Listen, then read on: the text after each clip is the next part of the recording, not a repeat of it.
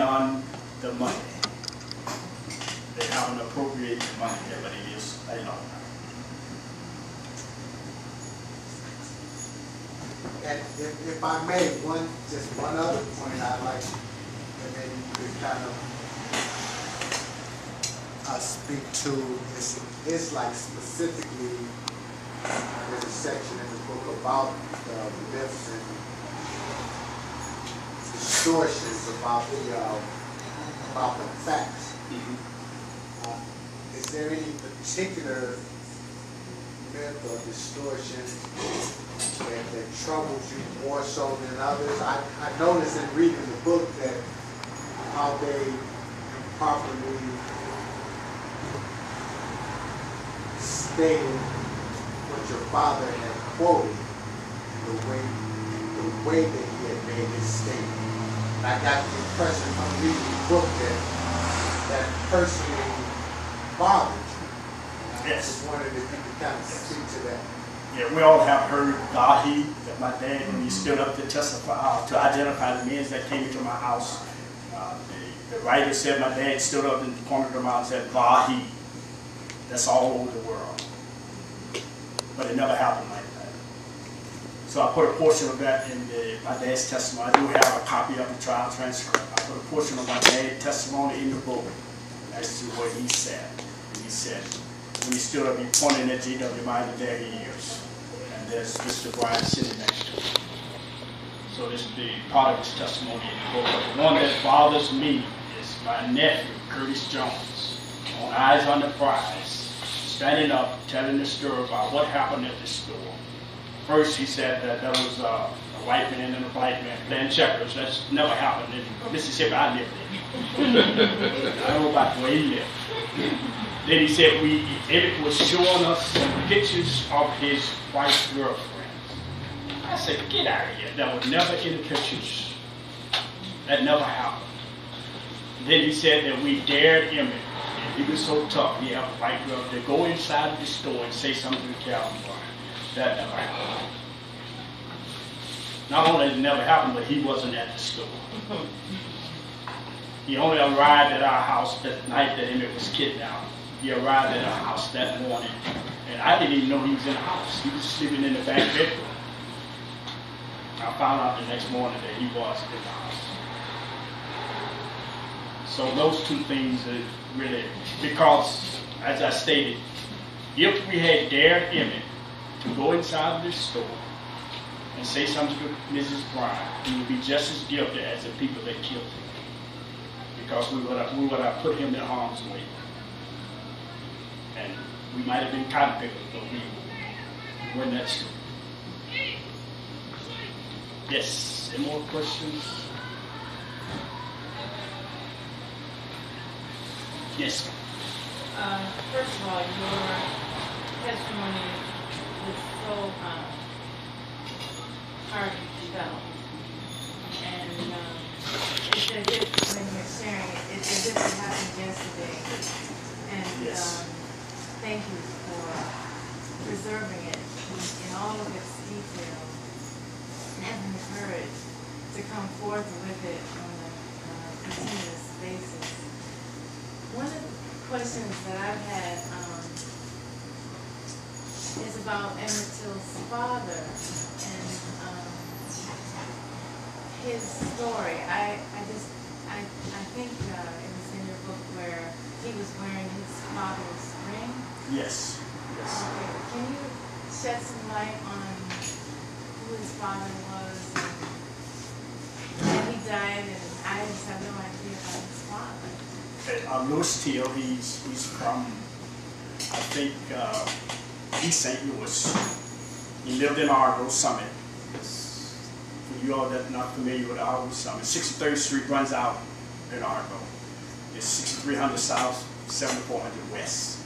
That's where they live. And Louis Till and Mamie got married in 1941, I believe. He worked at Corn Products. I'm sure you heard of Corn Products, Argo Starch. That's where he worked. All of the African American that came from the South, they went there with good employment today. And they got married, but during World War II, World War II, I don't know I think he was forced into the army. He was given a choice. He given a choice. Either you go to the army or you go in jail. So he took the form. He went to the army and he was in combat in Italy. Now, there's a couple of stories about what happened to him. He was executed by the military. Eisenhower gave the command to have him executed. One of the stories, we never got information from the army. All we got was my sister Thelma. She lived with Mamie and Alma since she's age of 9.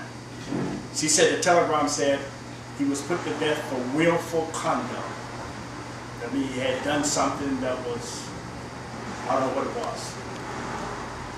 But Mamie's second husband, Morris, he was in the same outfit in Italy with him.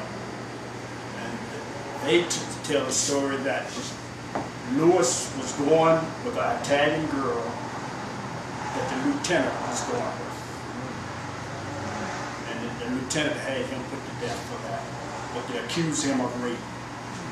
Which is what they use against us in the South. They want to get rid of you. If they go out and rape a white woman, they're going to blame it on us. And many of our young black men were killed because of that. And this is what happened to Lewis Till.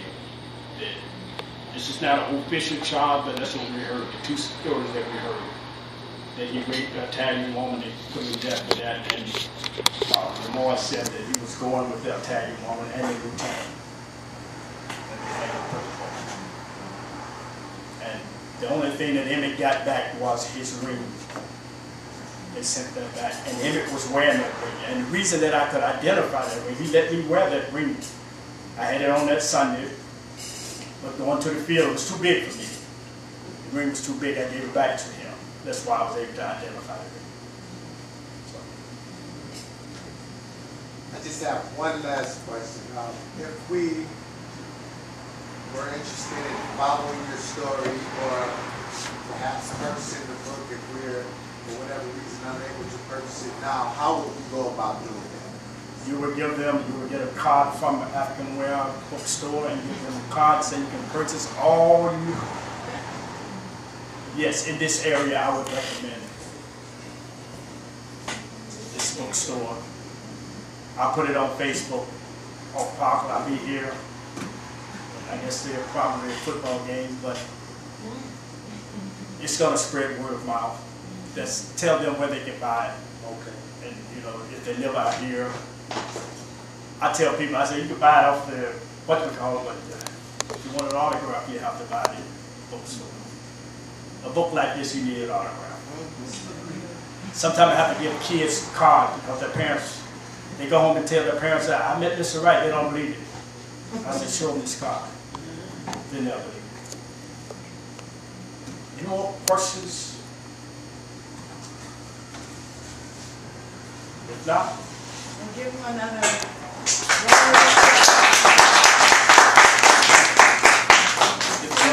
Don't go anywhere. We have a special presentation.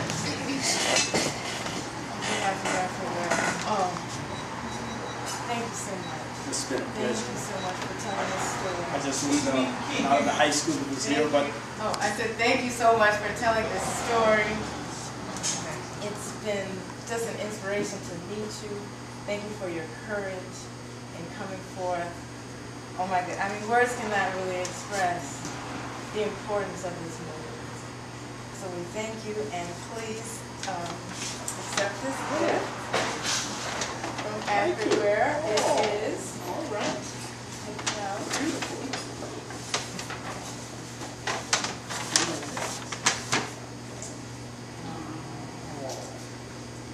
Can I tell you? Can I tell you a story? I was in New York City, and I saw this group of Africans, little short guys with the round head. I said, "Those are my people." Yeah. I said, "Wow!" And I met a lady from Canada. She said, "My people were from Ghana." She could trace it all the way back. I can only go back to 1865. That's as far as I can go. And another thing about my brother, I'm the supposed to be the darkest of my family. You remember Black Power came out? Yeah. My brother got angry because he wasn't black enough. That's how we were. Oh, that's good news. We were. I can relate to that. That's good news. Thank you so much. Oh, I have to wear this. Enjoy. This is. I tell you what. I'll return if you ask. Let me go on the record. Yes. Open invitation I will at return. any time. In fact, the same time every year. Yes. If you I'll be want here. Something for Same Black here. History, you better let me know today because it's filling up fast. All right, well, get on your calendar. Thank you. Okay, thank you. Wonderful gift. Thank you all for this. You've been wonderful. You never pick kind, you miss it. It made me work hard. Believe me. I worked so hard that I retired at age 51. That's how picking cotton. I said, what's up? I was planning on doing it at age 53, but they came out with a early retirement buyout. And I said, oh wow, yeah. Thank you. If you all have purchase book, I will autograph them for you. Okay. Yes. Let me get the right one. You got all yeah. Yes.